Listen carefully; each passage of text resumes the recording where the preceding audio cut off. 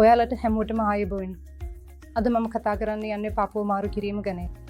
අවසන් දීර්ඝාබ්දහ අවසන් දීර්ඝානතුස්ත පාපුව රෝගය හා පාපුව රුධිර පීඩනය හා වෙනත් විෂ්කාරක උදාහරණයක් ලෙස පරිකාවට විෂයග්‍රහණය නිසා අවසන් දීර්ඝ පාපුව රෝගීට පත්ව රැගෙන ගනී. මෙම රෝගීන්ගේ කණ්ඩායම වදී පොරතකාර වලින් සේවන වන්නේ නම් පාපුව අවසන් දීර්ඝට ළඟ වූ පසුව ඇගීමෙන් පසුව මේ රෝගීන්ට පාපුව මාරු කිරීමක් අවශ්‍ය වෙනවා. ඒ නිසා සාමාන්‍යයෙන් පාපුව මාරු කරමින් පසුව රෝගීට ජීවිත පිරම පරිතිගතයි අවම කරන ඖෂධ ඉමෙන්ස්පිරිට් සෙන්ටර් ලබා ගන්න ඕන.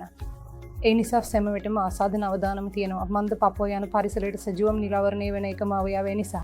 ඒ නිසා පාපුව මාරු කරමින් පසුව ආසාදන වලට ඉතාමත් අවධානයෙන් ඉන්න ඕනේ. ඒ වගේම පාපුව මාරු කිරීමේදී ප්‍රත්‍යක්ෂපේ රිජෙක්ෂන් වීමේ අවදානමත් ඉතා ඉහළයි. ඒ නිසා අපි ඉතාමත් අවධානයෙන් ඉන්න ඕන.